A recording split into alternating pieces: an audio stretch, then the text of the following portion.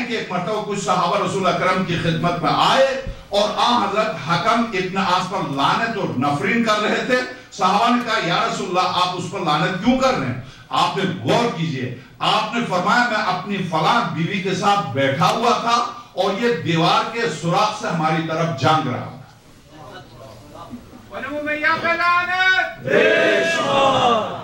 خاتم الانبیاء اپنی اہلیہ کے ساتھ بیٹھے اور یہ خبیث جانگ رہا. اس روایت کو سب نے نقل کیا، سب نے نقل کیا. تو اب بتاؤ، یہ صحابی ہے، یہ صحابی ہے، تمہارے مکتب میں یہ صحابی ستارہ ہے.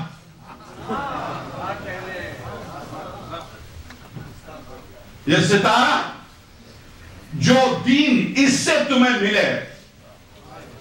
ہم تم سے کوئی گلہ نہیں کرتے، ہم تو تم سے صرف یہ چاہتے ہیں کہ اسی پر رہو، ہمیں اپنی راہ پر رہنے دو.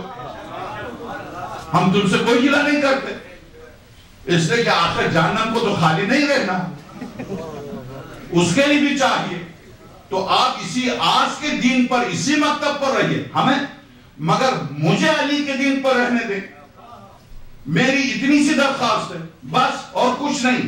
آپ جو روایت نقل کر رہے ہیں، میں قسم کھا کے کہتا ہوں صرف آپ کی کتاب سے پڑھ لوں گا، میں اپنی کتاب سے نہیں پڑھوں گا.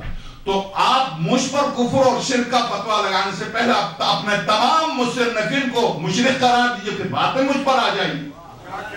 جب ساری روایات آپ کی کتابوں سے پڑھی جا رہی ہیں تو ان روایات کی بنیاد پر اگر میں مشرک ہوں تو مجھ سے پہلے جنہوں نے کتابوں میں یہ روایتیں نقل کی ہیں وہ کیا ہیں؟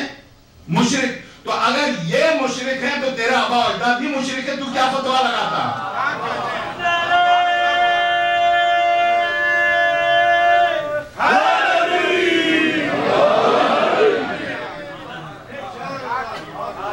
حضرت حکم ابن عاص پر لعنت و نفرین کر رہے تھے. صحابہ نے کہا یا رسول اللہ آپ اس پر لعنت کیوں کر رہے ہیں؟ آپ نے فرمایا میں اپنی فلاں بیوی کے ساتھ بیٹھا تھا اور یہ دیوار کے سوراخ سے ہماری طرف جانگ رہا تھا. یہ ہیں صحابہ، یہ ہیں صحابہ. آپ کو مبارک ہو ایسے صحابہ، ہمیں کوئی مشکل نہیں ہے. مگر آگے چلیے، صحابہ نے کہا کیا ہم بھی اس پر لعنت کریں؟ کیا ہم بھی اس پر لعنت کریں؟ تو آپ نے فرمایا نہیں. اب آپ دیکھ رہے ہیں سنت کس چیز کا نام ہے؟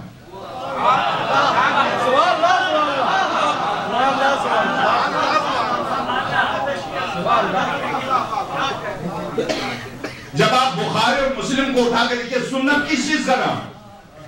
پیغمبر کی گفتگو کا نام سنت ہے، پیغمبر کے قول و فعل کا نام سنت ہے.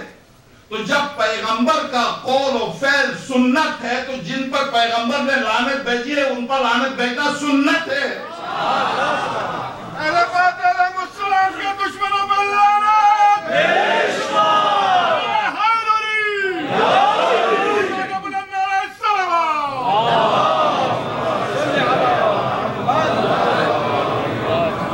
ہر ایک نے، ہر عالم نے سنت کی تعریف یہی کی ہے. سنت یعنی روش. روش کس کی؟ پیغمبر خدا کی. پیغمبر خدا صلی اللہ علیہ وسلم کا قول و فعل، اس کو کہتے ہیں سنت. اگر سرور کائنات کسی پر لعنت بھیجے تو یہ کیا ہے؟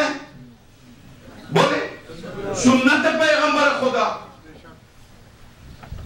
تو کیوں سنت پر عمل کرنے والے کو تم بہرحال فرمایا اپنی. اچھا صحابہ نے کہا ہم بھی اس پر لعنت کریں، تو اب بچایا انہیں پیغمبر کو حق تھا لعنت کرنے کا. تو پھر سارا دن پیغمبر کے لیے آپ نہیں پڑھیے نماز، آپ نہیں رکھیے روزہ، خدا کہہ رہا آخری مصلاۃ نماز پڑھو. تو یہ شاید پیغمبر سے خطاب ہے، مجھ سے اور آپ سے تو نہیں ہے.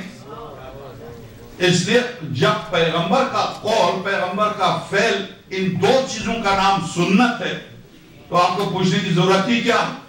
اور عجیب بات یہ ہے، لکھتے ہیں اس شخص پر. آگے چلیے، میں پہلے سے کیوں جذباتی ہو جاؤں. آپ نے فرمایا نہیں، یہ منظر گویا میں اپنے. اب اس کے بعد حضرت نے فرمایا نہیں کے بعد کیا فرمایا؟ آپ نے فرمایا نہیں. اور یہ منظر گویا میں اپنی آنکھوں سے دیکھ رہا ہوں کہ اس کی اولاد میرے منبر پر اترتی اور چڑھتی ہے.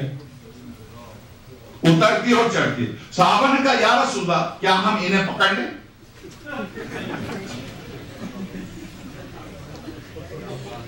چونکہ آپ نے ان پر لعنت بھیجی تو کیا ان کو پکڑ لیں؟ آپ نے فرمایا نہیں،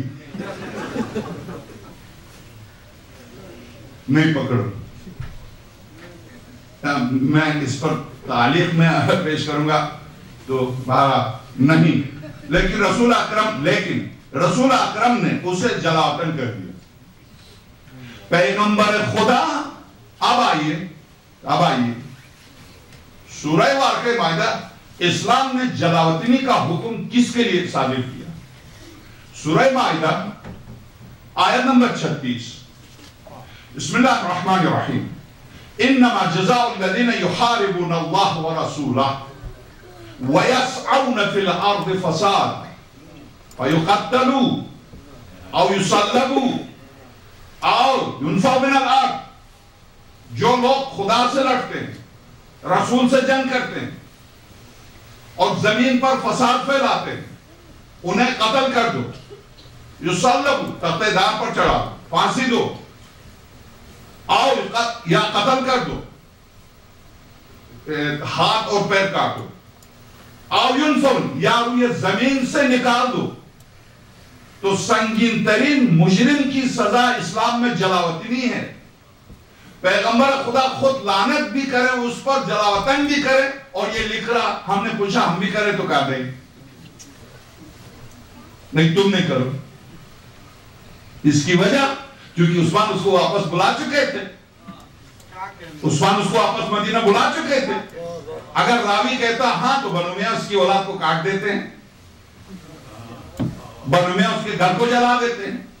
تو کہاں نہیں پیغمبر نے تو یہ کیا تھا، اس کو تو چھپا نہیں سکتے، سب کو پتا ہے. تو اب سب تاریخ میں سب برا نہیں کہے، وہ صرف پیغمبر نے برا کہا تھا. جلاوطن بھی پیغمبر نے کیا تھا، کوئی بات نہیں. اب آگے چلیے. یہ مصنف اور عجیب، اس سے عجیب تر کیا کہتے ہیں کہ آپ نے فرمایا نہیں، لیکن رسول اکرم نے اسے جلاوطن. الاصابہ فی تمیز الصحابہ جلد اول صفحہ 345 شمارہ 1781. یہ مستند ترین علم رجال کی اہل سنت میں میزان الاعتدال، ذہبی کی میزان الاعتدال کے بعد سب سے مستند ترین کتاب علم رجال میں یہی. تو اب آئیے آگے. طبرانی روایت کرتے کہ ایک مرتبہ حکم رسول خدا کی خدمت میں بیٹھا، اس نے بات کرنی چاہی تو اپنے ہاتھ سے زبان کو پکڑا. رسول اکرم نے اس کی طرف منہ کر کے فرمایا ہمیشہ ایسے ہی رہنا، خدا کرے تیرا ہاتھ ہمیشہ ایسا رہے.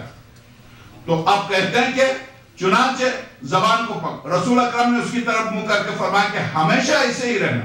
چنانچہ وہ جب بھی بات کرتا تو پہلے اپنی زبان کو ہاتھ سے پکڑتا تھا اور پھر بات کرتا تھا، اور مرتے دم تک اس کی یہی حالت رہی.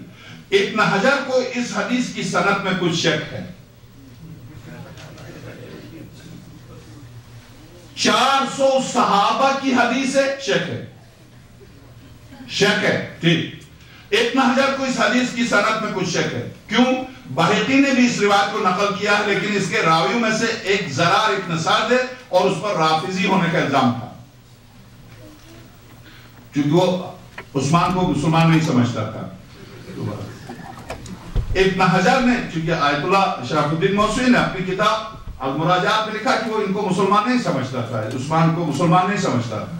تو اس لیے ابن حجر نے نافع ابن جبیر ابن مطعم سے اور اس نے اپنے والد سے روایت کی ہے کہ ہم رسول اکرم کے پاس بیٹھے تھے کہ آپ نے حکم ابن عاص کو دیکھا اور فرمایا اس شخص کے اولاد کی وجہ سے میری امت ہلاک ہوگی.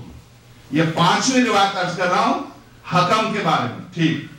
مسلم نے ابن عباس سے نقل کیا ہے، مسلم صحیح مسلم والے نے، مسلمان ابو سفیان سے ہرگز نشست و برخاست نہیں رکھتے تھے اور نہ ہی اس کی طرف نظر کرتے تھے. صحیح مسلم کتاب فضائل الصحابہ باب فضائل ابو سفیان. ابو سفیان کی فضیلت یہ تھی کہ وہ جہاں بیٹھتا تھا مسلمان ہٹ جاتے. یہ اس کی فضیلت، یہ اس کا شرف ہے. مسلمان اس سے نفرت کر کے ہٹ جاتے. آگے چلیے. کہتے ہیں کہ ابن حجر نے بغوی سے نقل کیا حضرت عمر جب بھی معاویہ کو دیکھتے تو کہا کرتے یہ عرب کا نوشیروان الاصابہ در حالات معاویہ. حیرت کی بات یہ ہے اس نے بخاری نے فضائل علی، فضائل عمر، فضائل عثمان، فضائل ابوبکر، جب معاویہ پر آیا ہے تو وہاں لکھا ہے حالات معاویہ، اس لیے کہ اس کو ایک فضیلت کی روایت نہیں ملی باوجود پوری کوشش کے، تو اب کہتا حالات